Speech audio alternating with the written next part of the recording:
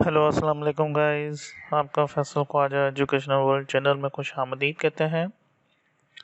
और आज की हमारी वीडियो काउंट एफ एस के ऊपर है कि हम एक्सेल के अंदर मल्टीपल क्राइटेरियाज के अकॉर्डिंग किस तरह से काउंट कर सकते हैं।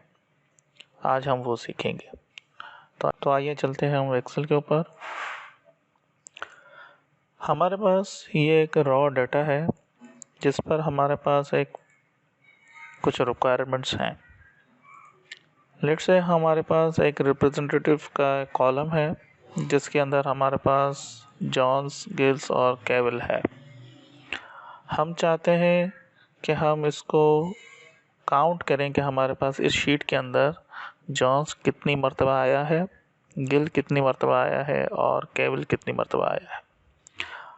अगर ये छोटा डेटा है तो आप सपोज कर सकते हैं कि हम यहाँ से फ़िल्टर भी कर सकते हैं और दूसरे भी तरीके हैं, लेकिन ईजीएस्ट वे जो है वो काउंट और काउंट एफ एस है।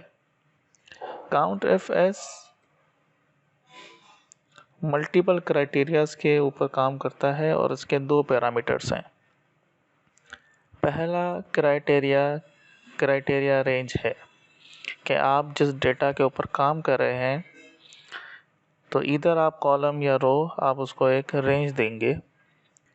पिछले ट्यूटोरियल में हमने नेम रेंज बनाना सीखा था, तो हम उसी को यूज़ करते हुए हमने क्राइटेरिया रेंज 1 दिया है। अब उसी क्राइटेरिया रेंज 1 को लेने के लिए हम अब उसका क्राइटेरिया देंगे कि इस रिप्रेजेंटेटिव कॉलम के अंदर आपको किस क्राइटेरिया पे फॉर्मूला अखज़ करना है। जैसे कि यहाँ पे तो मल्टीपल लोगों के नाम हैं, तो इनमें से किसको काउंट करना है। तो मैंने कहा भाई इसके अंदर जॉन्स को काउंट करना है। ठीक है, तो आपने जैसे जॉन्स को सिलेक्ट किया और यहाँ पर हम फ़िलहाल सिर्फ क्राइटेरिया 1 पे काम कर रहे हैं। फर्दर जब हम आगे मूव होते जाएंगे तो हम मल्टीपल क्राइटेरियाज के ऊपर काम करेंगे। तो हमने यहाँ पे ब्रैकेट ऑफ किया और एंटर किया, तो आप देखेंगे कि हमारे पास यहाँ पे 8 आ गया है कि इस कॉलम के अंदर जॉन्स 8 मरतबा आया है। ठीक है, सेम यहाँ पे मैंने डबल क्लिक किया तो ये मुझे ये शो कर रहा है। फॉर्मेट कंटिन्यू हो गया है। हमने इसको कॉपी किया और इसको इस तरीके से भी कर सकते हैं। अब इसने ऑटो फेच क्यों किया है? ऑटो फेच इसलिए किया है कि रिप्रेजेंटेटिव जो कॉलम है हमारे पास वो नेम रेंज के ऊपर है, तो नेम रेंज कंटिन्यू किया इसने, ये देखें। और इस कॉलम को जैसे हमने डबल क्लिक किया या फॉर्मूले को हमने जैसे नीचे एक्सपेंड किया तो इसने कॉलम ऑटोमेटिकली उठा लिया। अब इसने यहाँ पे काउंट किया है गिल के अगेंस्ट और यहाँ पे काउंट किया है केवल के अगेंस्ट। ठीक है, इसी तरह अगर आप मल्टीपल क्राइटेरियाज पे काम करते हैं तो आप इस तरह से कर सकते हैं कि भाई चलो आपको एक यहाँ पे एग्जांपल दिखा देते हैं। ठीक है, कि मल्टीपल क्राइटेरियाज के ऊपर काम किस तरह से किया जाता है। ठीक है, सेम काउंट एफ यूज़ किया। यहाँ पे हमने रिप्रेजेंटेटिव का कॉलम उठाया। ठीक है, और यहाँ पर हमने क्राइटेरिया जो रखी है वो रखनी है जॉन्स की। ठीक है, जैसे हमने पिछली बार किया था। तो यहाँ पे हमारे पास सेम आउटपुट है। अब इसको हम कंटिन्यू करते हैं। ठीक है, क्राइटेरिया 2 पे आएंगे कि भाई ये बताओ कि जॉन्स के अगेंस्ट पेंसिल आइटम कितनी मरतबा आया है। ठीक है, तो पेंसिल हमारे पास किस कॉलम के अंदर है? आइटम रेंज, नेम रेंज के अंदर है। तो हमने यहाँ पे सिलेक्ट करना है आइटम। ठीक है, आइटम के अंदर हमको किसको कंपेयर करना है? पेंसिल को। ठीक है, अब आप ये समझें कि हमने कहा कि रिप्रेजेंटेटिव जो है वो जॉन्स के अकॉर्डिंग पेंसिल कितनी मरतबा आया है। ठीक है, तो हमने यहाँ पे जैसे एंटर किया तो यहाँ पे 2 है। ठीक है, अब हम फिल्टराइज करते हैं कि देखते हैं हमारा ये आउटपुट प्रॉपर रिफ्लेक्ट हुआ है या नहीं हुआ। ये देखें, जैसे मैंने पेंसिल को फ़िल्टर किया, आप सोच रहे होंगे पेंसिल तो काफ़ी मर्तबा है, लेकिन यहाँ पे 2 क्यों आया था? तो 2/, इसलिए आया था कि हमने ओवरऑल पेंसिल को सिलेक्ट नहीं किया था, हमने कहा था जॉन्स के अकॉर्डिंग पेंसिल को सिलेक्ट करो। तो हमने जैसे जॉन्स को भी फ़िल्टर किया, अब यहाँ देखें यहाँ पे 2 आ गया है। तो जॉन्स के अकॉर्डिंग पेंसिल 2 मर्तबा है। आप इसी तरह अपनी एमआईसिस को और फर्दर कैलकुलेशन को इस तरह से एक बड़े डेटा को आप समराइज़ कर सकते हो। एक फिगर्स जब आप लेके आते हैं तो आप इस तरह से इजीली लेके आ सकते हैं।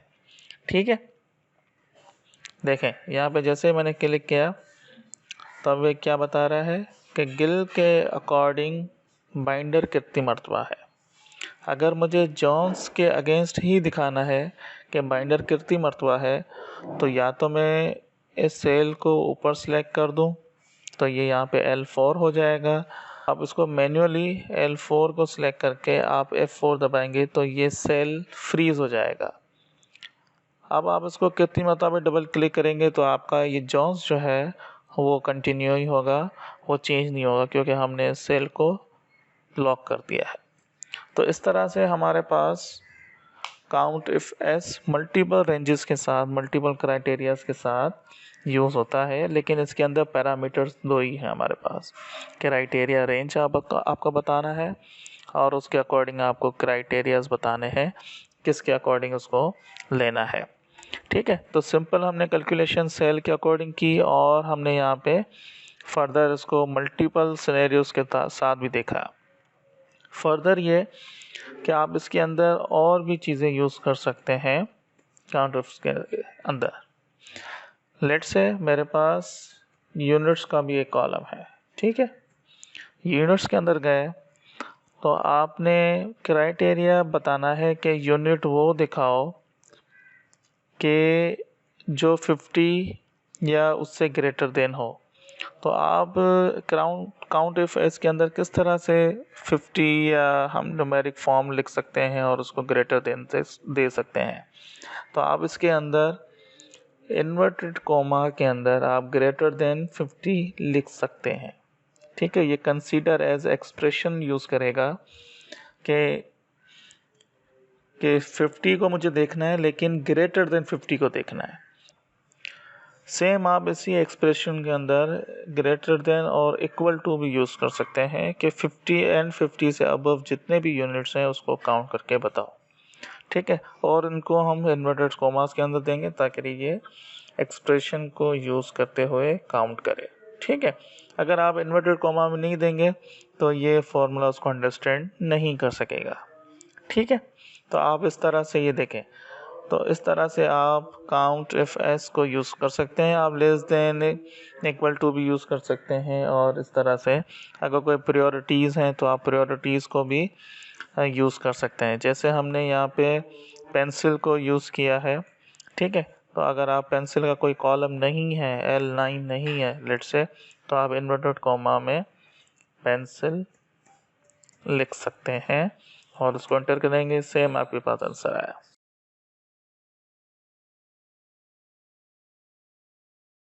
फर्दर ये कि अगर आपको इसके अंदर कुछ पूछना हो तो आप हमको कमेंट्स कर सकते हैं। हमारे इस चैनल को सब्सक्राइब करें, लाइक करें, कमेंट करें, शेयर करें। अपना बड़ा ख्याल रखिएगा। अल्लाह हाफिज़।